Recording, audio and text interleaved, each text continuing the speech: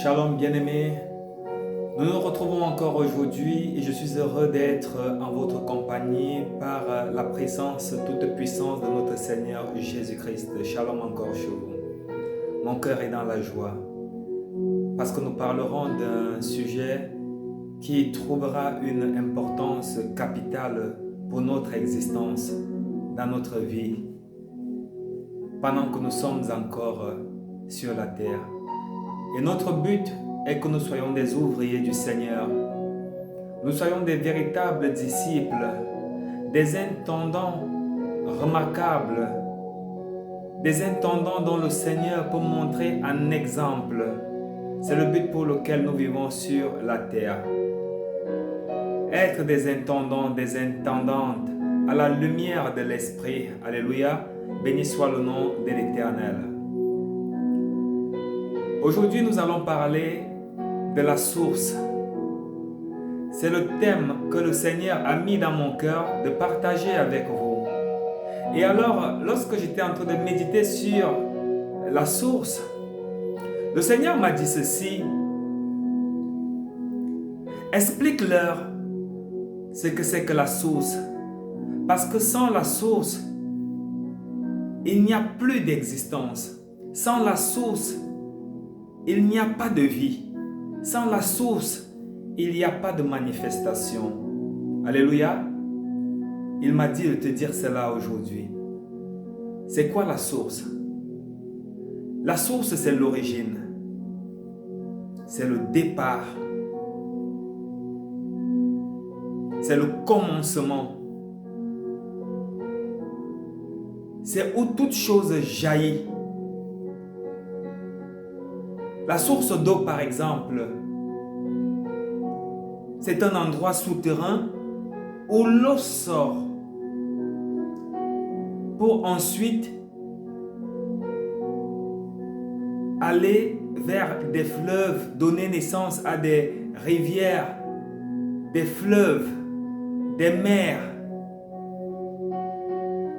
Et la Bible nous montre à la création qu'il y a les eaux de dessous le ciel et il y a les eaux en dessus du ciel.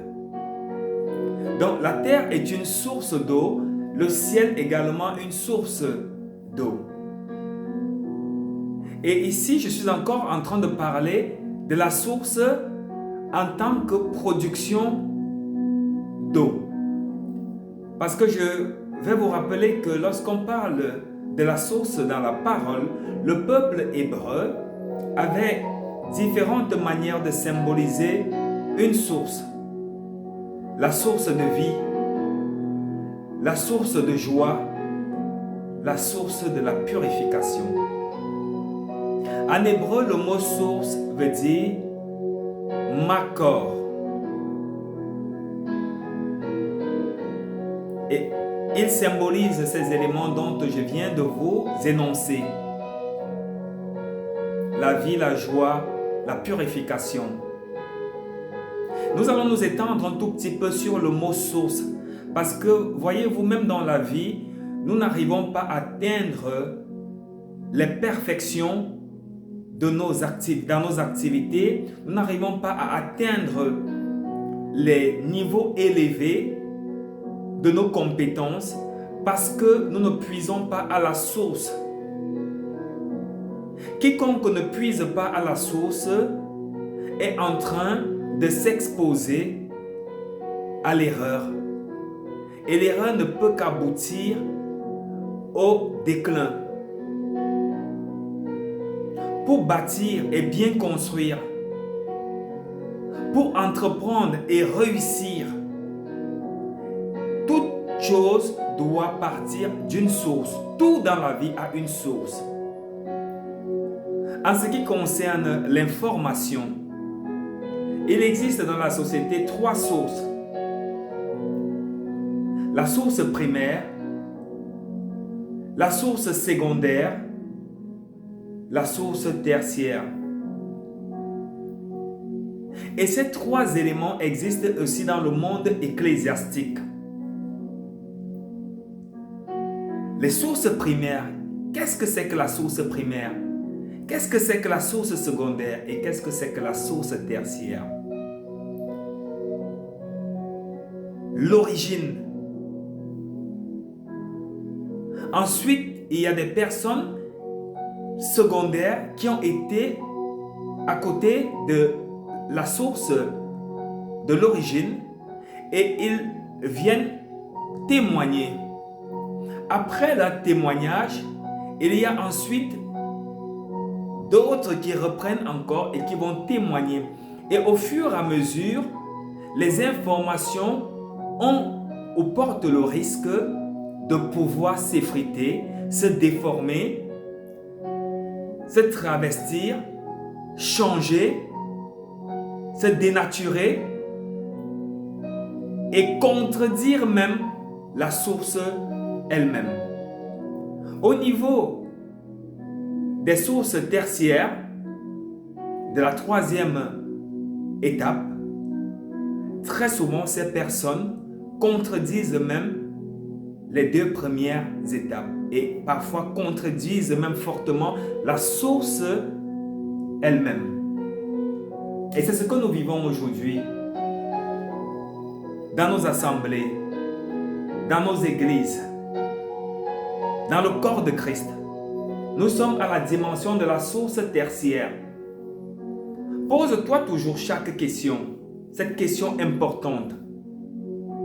Cet enseignement que j'écoute, cette parole qui m'est annoncée, quelle est sa source? En ce qui concerne la source, de la parole, il n'y a qu'une seule source. Il n'y a pas deux sources. Et sachez que lorsqu'on dit source du bonheur, source de grâce, source de bénédiction, sachez également qu'il y a la source du malheur, de la mort, la source du mal. Satan est la source du mal. Satan est la source du péché. Satan est la source de la désobéissance.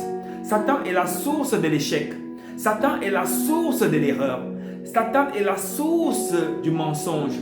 Satan est la source de l'obscurantisme. Tandis que Dieu, par son Fils Jésus-Christ, est la source de la vie, du bonheur, de la paix, de la joie, de la sainteté, de la purification, de la vérité, de la justice, de l'honneur. Aucun homme n'est la source de ces éléments. Aucun homme n'est également la source du mal.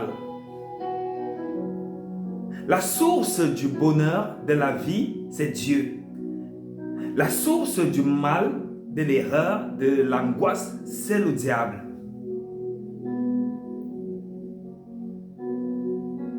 Voilà pourquoi il est aujourd'hui dans le corps de Christ, et la Bible le dit,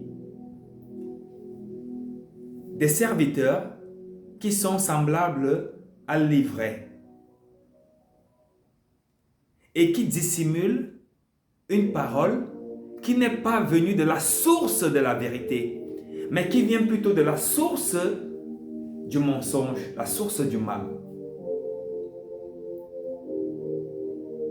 Pour réussir dans ta vie, une vie terrestre et une vie céleste, tu dois t'abreuver à la source de la vie, qui te garantit succès, qui te garantit prospérité à tout point de vue, à tous égards, qui te garantit la vie éternelle. Et je peux vous dire que quiconque s'abreuve à la source du mal peut grandir, prospérer dans la vie, mais de manière obscure. Et ensuite, lorsqu'on quitte la terre, il a l'enfer. Permettez-moi également de vous lire quelques versets bibliques qui parlent de la source. Nous allons commencer par le livre de Timothée.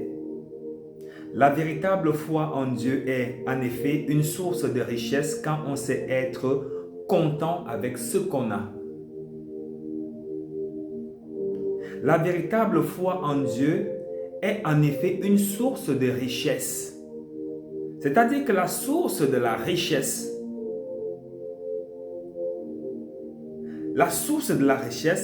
est la véritable foi en Dieu. Et cette véritable foi en Dieu, c'est se contenter d'abord de ce qu'on a, le contentement. C'est dans le contentement de ce que tu as que tu manifestes déjà et que tu te retrouves déjà dans la source de la richesse. L'origine de la richesse, c'est le contentement. Et c'est par le contentement qu'on se rend compte qu'on est dans la véritable foi en Dieu. Car la Bible dit le désir de posséder est une idolâtrie.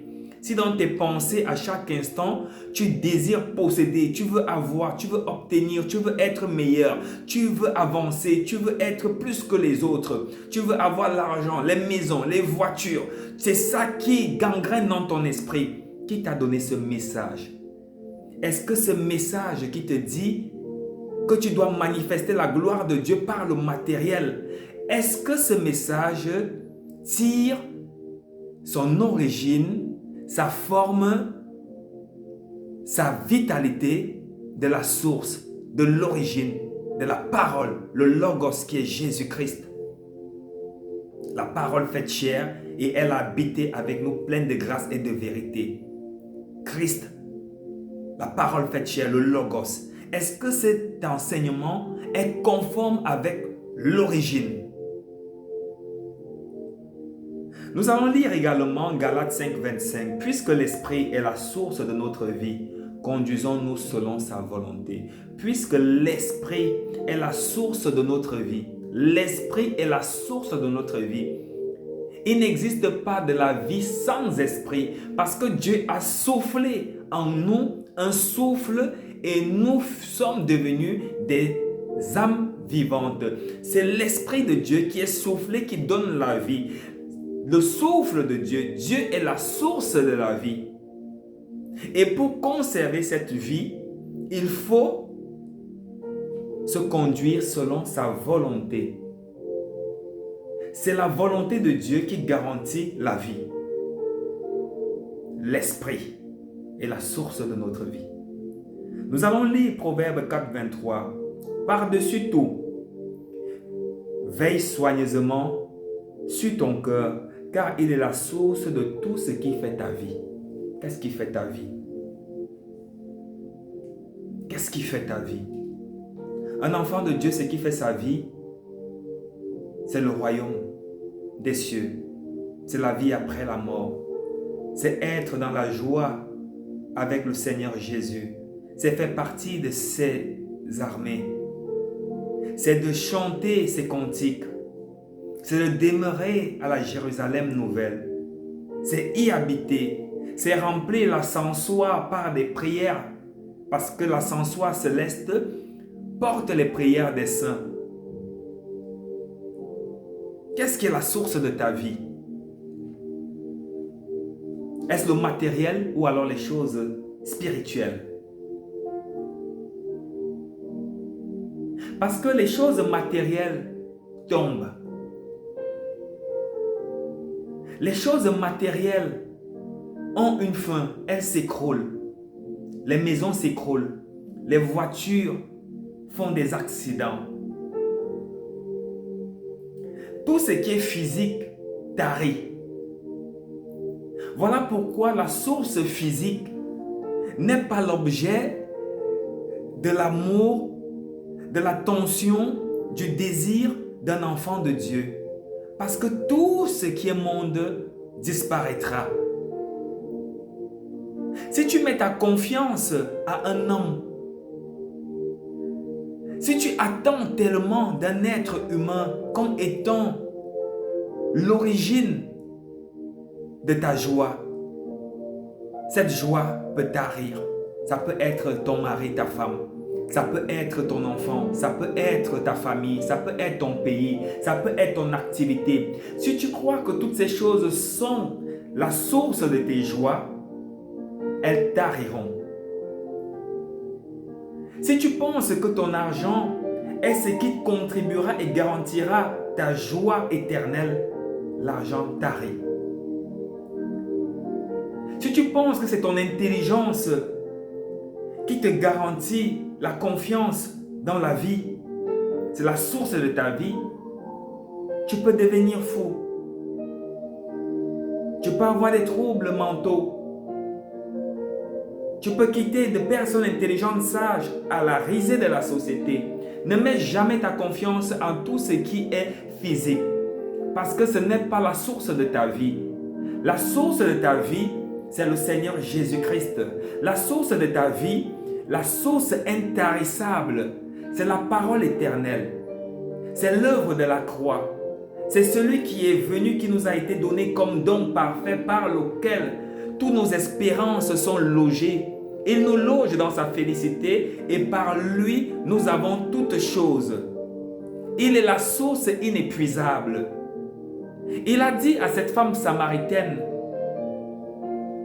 qui était avec lui à côté du puits, « Si tu bois à mon eau, tu n'auras plus jamais soif.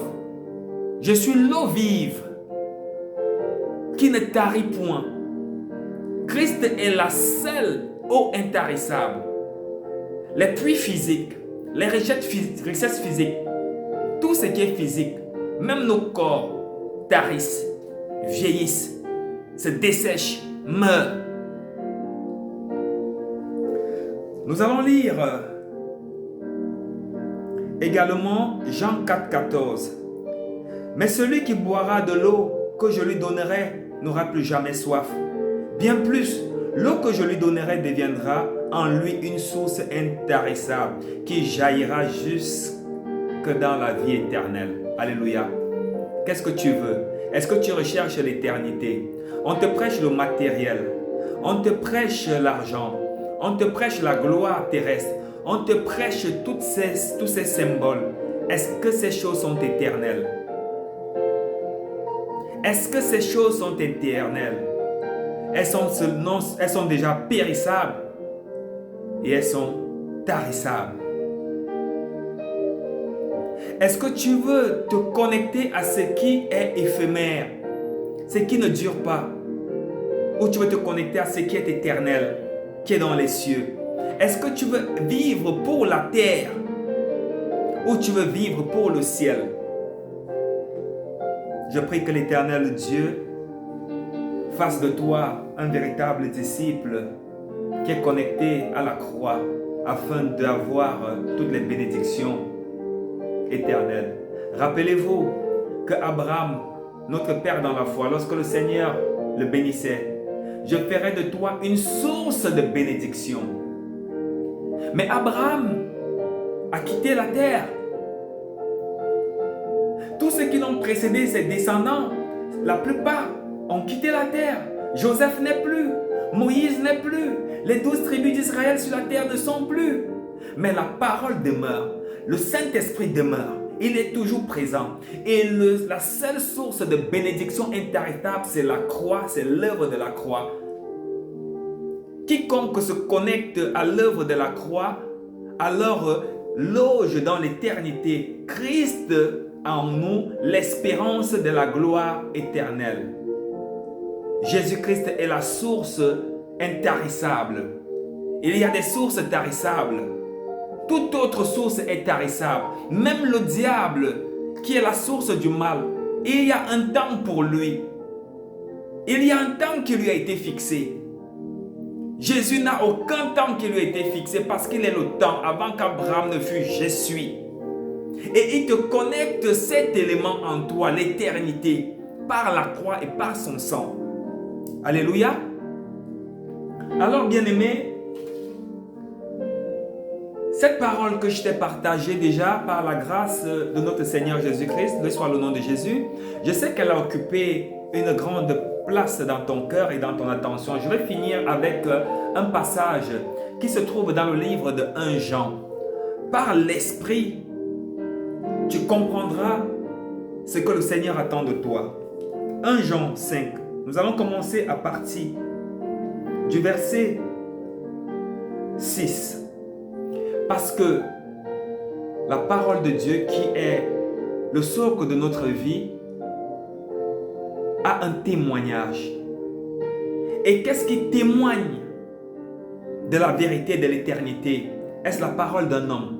Quiconque met sa confiance en l'homme, nous l'avons lu tout à l'heure, se compromet son existence, parce que tout ce qui sort de la bouche de l'homme peut ne pas être le produit de la source, de l'origine. On doit mettre notre attention totale en Jésus-Christ et non à un homme, qu'il soit pasteur, bishop, archibishop, qu'il soit prophète, qu'il soit non. C'est en Jésus-Christ. Car il est la source intéressable. Élie n'est plus avec nous sur la terre. Élisée n'est plus avec nous sur la terre. Ézéchiel n'est plus avec nous sur la terre. Marie qui a porté l'enfant Jésus n'est plus avec nous sur la terre. Toute chose passera. Seul Jésus-Christ ne passera point. De témoignage, il y a 3 choses qui sont la source du témoignage de la bonne nouvelle, de la vie. Examinez les Écritures, toute parole que vous entendez, est-ce que ça vient de la source, de l'origine? Alors, béni soit la parole de l'Éternel. C'est lui, Jésus-Christ, qui est venu avec l'eau et du sang. Non avec l'eau seulement, mais avec l'eau et avec le sang. Et c'est l'Esprit qui rend témoignage. Alléluia. Parce que l'Esprit est vérité. Amen. Car il y a 3 choses qui rendent témoignage. L'Esprit, l'eau et le sang. Et les 3 sont d'accord. Est-ce que tu as entendu parler de l'argent? Est-ce que tu as entendu parler des relations humaines? Est-ce que tu as entendu parler des maisons, des voitures? Le témoignage chrétien, voilà les 3 choses qui sont l'origine, qui sont la source, qui t'abreuvent éternellement. Si nous recevons le témoignage des hommes, le témoignage de Dieu est plus grand. Car voici le témoignage de Dieu, c'est qu'il rend témoignage à son Fils. Dieu rend témoignage à son Fils et nous devons rendre témoignage au Fils par la croix. Alléluia. C'est ça notre témoignage. Voilà pourquoi les apôtres ont été à côté de la source et c'est eux qui ont posé des jalons. Et lorsque nous arrivons en masse, lorsque nous venons et nous nous invitons tous dans le sacerdoce alors qu'on n'a pas été appelés, nous sommes dans la source tertiaire. Et nous commençons à contredire même le discours des apôtres et du Seigneur Jésus-Christ qui ont été les sources de base. Alors je vais prier pour toi afin que tu sois connecté à l'Esprit et non à l'homme. Père éternel Dieu, toi qui es la source de toutes choses, je te prie pour ton enfant, je te prie pour ta fille afin qu'elle soit connectée à la source. Je prophétise contre l'esprit de mensonge, je prophétise contre l'esprit de voile, je prophétise contre l'esprit qui travestit la parole, je prophétise contre l'esprit du malin, je prophétise contre l'esprit du diable qui permet que les enfants de Dieu aillent se connecter aux mauvaises sources qui ne sont point les sources d'origine. Je prophétise par l'esprit que la source d'origine vient à toi et tu t'abreuves à l'eau intarissable qui est la croix de Jésus-Christ. Elle vient à toi en ce moment dans ta vie au nom de Jésus-Christ et elle te garantit la vérité qui sort de la parole, la vérité qui sort de l'Esprit de Dieu et non d'un être périssable. Je prophétise la longévité et l'éternité de la parole en toi afin que tu hérites le royaume des cieux au nom de Jésus-Christ. Amen. Que le Seigneur vous bénisse. Et toi qui n'as pas encore cru au Seigneur Jésus, il est temps pour toi de croire. Alors, tu vas faire cette prière avec moi. Seigneur, je me suis toujours connecté aux mauvaises sources. Je me suis toujours connecté à la source du mal qui me garantit l'enfer. Aujourd'hui, j'entends parler de toi et je sais que tu es la source d'eau vive. Tu es la source de la vie. Tu es mort à la croix pour moi. car ta parole que j'ai entendue dit que 3 choses rendent témoignage de toi, l'esprit, l'eau et le sang. Alors je m'engage à faire de toi mon Seigneur et mon Sauveur personnel, que par l'esprit, tu me donnes la force de m'engager dans ta vie afin que je fasse partie du nombre de tes saints. Je sais que tu m'as appelé et je sais que je suis une brebis égarée que tu as retrouvée. Je bénis ton Saint-Nom au nom de Jésus-Christ. Amen. Et quand tu as confessé Christ comme ton Seigneur et ton Sauveur, il ne te reste plus qu'à entrer dans les eaux du baptême pour également manifester la source, l'origine de ta marche. Que le Seigneur te bénisse parce que tu fais partie de sa bergerie actuellement. À très bientôt. C'était le serviteur de Dieu, votre frère Georges. Loué soit le nom de Jésus-Christ.